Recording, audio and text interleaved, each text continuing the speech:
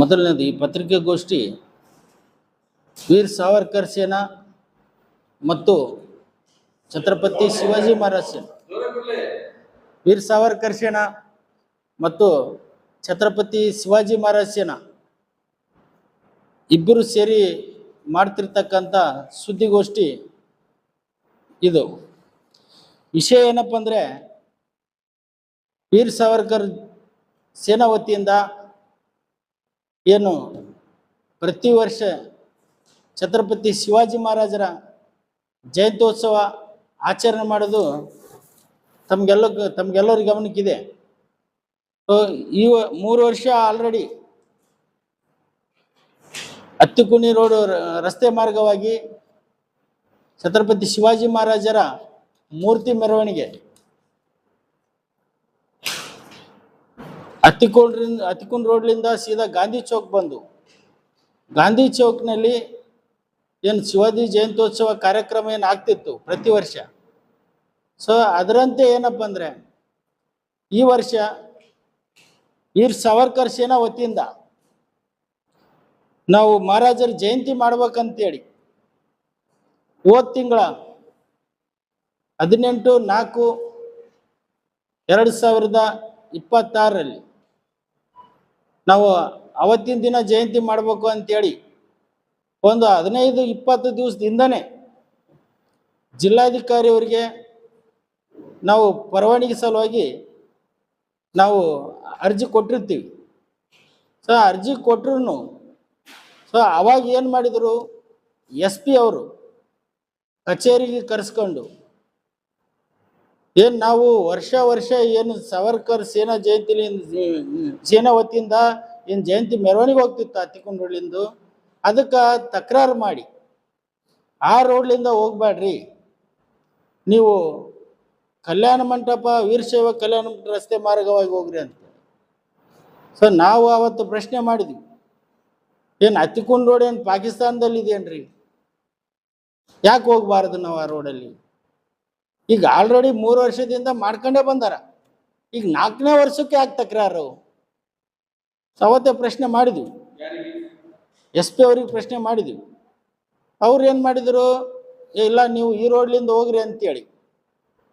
ಅದೇ ರೀತಿಯಾಗಿ ಏನಪ್ಪ ಅಂದರೆ ಜಿಲ್ಲಾಧಿಕಾರಿ ಅವರಿಗೆ ವರದಿ ಸಲ್ಲಿಸಿದ್ರು.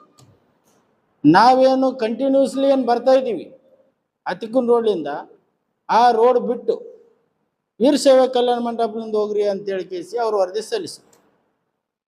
ಸೊ ಅದಕ್ಕೆ ನಾವು ತಕರಾರು ಮಾಡಿದ್ವಿ. ಅವಾಗ ತಕರಾರು ಮಾಡಿ ನಾವು ಮತ್ತೊಂದು ಡೇಟ್ ಫಿಕ್ಸ್ ಮಾಡ್ಕೊಂಡಿವಿ.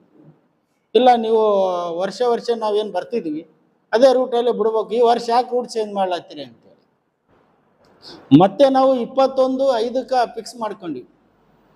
21/5 ಫಿಕ್ಸ್ ಮಾಡ್ಕೊಂಡಾಗ ನಾವು ಸತತವಾಗಿ ತಿರುಗಾಡಿದ್ರು ಕೂಡ ಅವರು ಇಲ್ಲ ನೀವು ಹಿಂಗೆ ಹೋಗ್ಬೋದು ಅಂತೇಳಿ ನಮಗೆ ಯಾವಾಗ ಹೇಳ್ತಾರೆ ಅಂದರೆ, ಜಯಂತಿ ಇನ್ನೊಂದು 4-5 ದಿವಸ ಉಳ್ದದ, ಅವಾಗ ಕರೆದು ಕೇಸಿ ತಕರಾರು ಮಾಡಿ ಇಲ್ಲ ನೀವು ಆ ರೂಟ್ಲಿಂದ ಈ ರೂಟ್ಲಿಂದ ಹೋಗ್ಬೋದು ಅಂತ ಹೇಳಿದ್ರು. ಹೇಳಿದ ಮೇಲೆ ನಾವು ಆಯಿತು ಸರಿ ರೀ, ನಮ್ಗೆ ಜಲ್ದಿ ವರದಿ ಕಳಿಸ್ಕೊಡ್ರಿ, ಹತ್ತಿಕುಂಡ್ ರೋಡ್ಲಿಂದ ಹೋಗ್ಬೋದು ಅಂತ ಲಾಸ್ಟಿಗೆ ಹೇಳಿದ್ರು ಸರ್. ಯಾವಾಗ ಇನ್ನೂ ಒಂದು 4-5 ದಿವಸ ಉಳಿದಿತ್ತು ಹೇಳಿದ್ರು, ಆದ್ರೆ ವರದಿ ಕಳಿಸೋದಕ್ಕೆ ಕಳಿಸ್ಲಿಲ್ಲ. ನಾವು ಏನು ಮಾಡಿದ್ವಿ ಎಲ್ಲರೂ ಸೇರಿ ಅಂದರೆ, ನಾವು ಪ್ರತಿಭಟನೆ ಕೂತ್ಕೊಂಡಿವಿ ಜಿಲ್ಲಾಧಿಕಾರಿ ಕಚೇರಿ ಮುಂದೆ, ನಮಗೆ ಜಲ್ದಿ ಪರವಾನಗಿ ಕೊಡ್ರಿ, ಸಮಯ ಇಲ್ಲ ಅಂತೇಳಿ. ಸೊ ಅವಾಗ ಏನು ಮಾಡಿದ್ರು, 2 ದಿವಸ ಇರ್ಲಾಕ ನಮಗೇನಪ್ಪ ಅಂದರೆ ಪರ್ಮಿಷನ್ ಕೊಟ್ಟರು. ಪರ್ಮಿಷನ್ ಕೊಟ್ಟಾದ ನಂತರ 2 ದಿವಸದಲ್ಲಿ ಈಗ ನಾವು ತಯಾರಿ ಮಾಡ್ಕೋಬೇಕಲ್ಲ. ಈ ಸಣ್ಣ ಕಾರ್ಯಕ್ರಮ ಅಲ್ಲ ಇದು, ದೊಡ್ಡ ಜಯಂತ್ಯೋತ್ಸವ ಕಾರ್ಯಕ್ರಮ ಇರ್ತದೆ. ಸ್ಕ್ರೀನಿಂಗ್ ಮಾಡ್ಕೋಬೇಕು, ಸ್ಟೇಜ್ ಮಾಡ್ಕೋಬೇಕು, ನಗರ ಎಲ್ಲ ನಾವು ಬ್ಯಾನರ್ ಕಟ್ಟಬೇಕು, ಪರಾರಿಗಳು ಕಟ್ಟಬೇಕು, ಧ್ವಜಗಳು ಕಟ್ಟಬೇಕು. ಸೊ ಅದನ್ನೆಲ್ಲ ನಾವು ಯಾವಾಗ ಮಾಡ್ಕೋಬೇಕು ಬೇಕು ಅಂತಲೇ ಇವರು ಪೊಲೀಸ್ ಇಲಾಖೆ ಮತ್ತು ಜಿಲ್ಲಾಡಳಿತ ನಾವು ಈ ಜಯಂತಿ ಮಾಡಬಾರ್ದು ಅನ್ನೋ ಉದ್ದೇಶಕ್ಕೆ ಇವರು 2 ದಿವಸ ಇಲ್ಲಕ ನಮಗೆ ಪರವಾನಗಿ ಕೊಟ್ಟಾಗ ಮಾಡಿ, ಏನು ನಮ್ಮ ಹೈದರಾಬಾದಿನ ಹಿಂದೂ ಟೈಗರ್ ರಾಜಾ ಸಿಂಗ್ ಅವರಿಗೆ ನಾವು ಮುಖ್ಯ ಅತಿಥಿ ಆಯ್ಕೆಸಿ ನಾವೇನು ಅವರಿಗೆ ಆಹ್ವಾನ ಮಾಡಿದ್ವಿ. ಸರ್ ಇವ್ರು ಹೇಳ್ತಾರ ಒಂದು ಸಲ ಆ ರೂಟ್ ಬೇಡ ಅಂತ, ಎರಡನೇ ಸರಿ ಗೆಸ್ಟ್ ಬೇಡ ಅಂತ. ಸರ್ ನಾವಂತೀವಿ ಜಯಂತ್ಯೋತ್ಸವ ಪರವಾನಗಿ ಮಾತ್ರ ನಾವು ಲೀಗಲ್ ಆಗಿ ನಿಮ್ಮ ಹತ್ರ ತಗೊಂಡಿದ್ದೀವಿ. ನಿಮ್ಗೆ ಅವ್ರಿಗೆ ಬೇಡ ಇವ್ರಿಗೆ ಬೇಡ ಅನ್ನೋದಕ್ಕೆ ನಿಮ್ಗೇನು ಅಧಿಕಾರ ಇದೆ ಸರ್? ನಾವು ಕೇಳ್ತೀವಿ ಸರ್, ಏನು ಅಧಿಕಾರ ಇದೆ?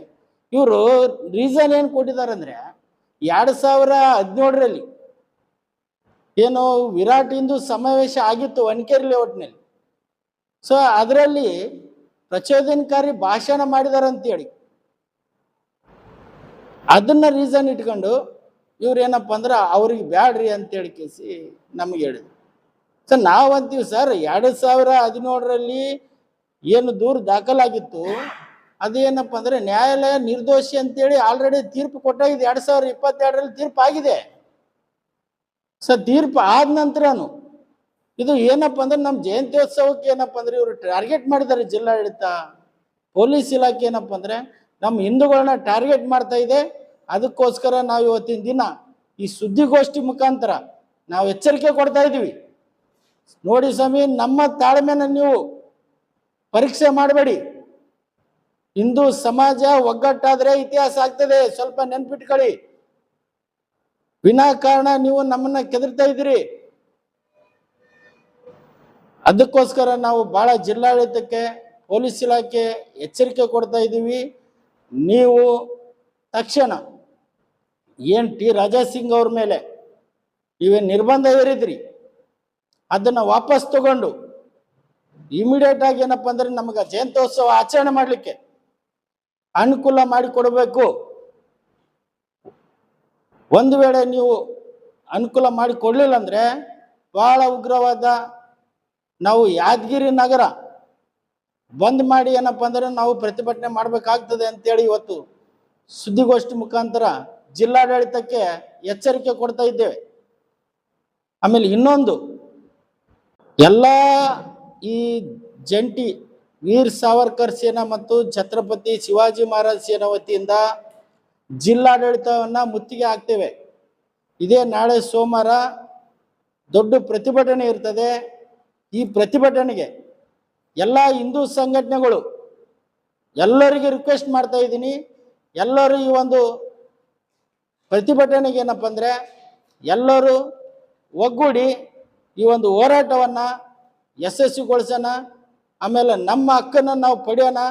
ಇದಕ್ಕೆ ಎಲ್ಲರೂ ಸಾರ್ವಜನಿಕರು, ಎಲ್ಲ ನಮ್ಮ ಹಿಂದೂ ಸಮಾಜದ ಸಾರ್ವಜನಿಕರು ಎಲ್ಲರೂ ನಾಳೆ ಸೋಮವಾರ ನಡೀತಾ ಇರ್ತಕ್ಕಂಥ ಹೋರಾಟದಲ್ಲಿ ಎಲ್ಲರೂ ಭಾಗವಹಿಸಬೇಕಂತೇಳಿ ಈ ಪತ್ರಿಕಾಗೋಷ್ಠಿ ಮುಖಾಂತರ ತಮ್ಮ ಮುಖಾಂತರ ಏನಪ್ಪ ಅಂದರೆ ನಾನು ಇವತ್ತು ರಿಕ್ವೆಸ್ಟ್ ಮಾಡ್ತಾ ಇದ್ದೀನಿ.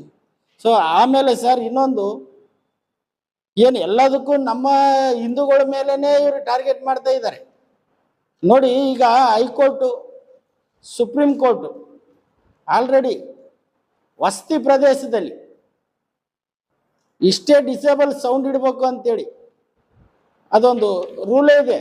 ಪರಿಸರ ಮಾಲಿನ್ಯ ಗೈಡ್ಲೈನ್ಸ್ ಇದೆ. 30ರಿಂದ 40 ಡಿಸೇಬಲ್ ಸೌಂಡ್ ಇಡ್ಬೇಕಂತೇಳಿ. ಈ ದಿನಕ್ಕೆ 5 ಸಲ ನಮಾಜ್ ಮಾಡ್ತಾರೆ ದೊಡ್ಡ ದೊಡ್ಡ ಲೌಡ್ ಸ್ಪೀಕರ್ಗಳಲ್ಲಿ.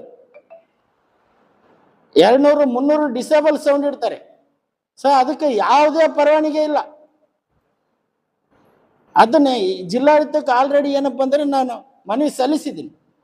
ಇವೇನಪ್ಪ ಅಂದ್ರೆ ಇದ್ರ ಮೇಲೆ ಕ್ರಮ ತಗೊಳ್ರಿ ಅಂತೇಳಿ. ಇನ್ನವರೆಗೆ ಅದಕ್ಕೆ ಯಾವುದೇ ಉತ್ತರ ಇಲ್ಲ. ಜಿಲ್ಲಾಡಳಿತ ಇದ್ದು ಸತ್ತಂತೆ ಆಗಿದೆ. ಏನಪ್ಪ ಅಂದ್ರೆ ಬರೀ ಹಿಂದೂಗಳಿಗೆ ಮಾತ್ರ ಟಾರ್ಗೆಟ್ ಮಾಡ್ತಿರ್ತಕ್ಕಂಥ ಸರ್ಕಾರ ಇದು. ಇದಕ್ಕೆ ನಾವು ಖಂಡನೆ ಮಾಡ್ತೀವಿ. ನಮ್ಮ ತಾಳ್ಮೆಯನ್ನು ಪರೀಕ್ಷೆ ಮಾಡಬೇಡಿ. ನಾಳೆ ಸೋಮವಾರ ದಿನ ಜಿಲ್ಲಾಧಿಕಾರಿ ಕಚೇರಿ ಮುತ್ತಿಗೆ ಹಾಕ್ತೀವಿ. ಇದಕ್ಕೆ ಎಲ್ಲರೂ ಸಹಕರಿಸಬೇಕು. ತಾವು ಕೂಡ ಏನಪ್ಪ ಅಂದ್ರೆ ಈ ಒಂದು ಪ್ರತಿಭಟನೆಗೆ ಸಹಕರಿಸಬೇಕು.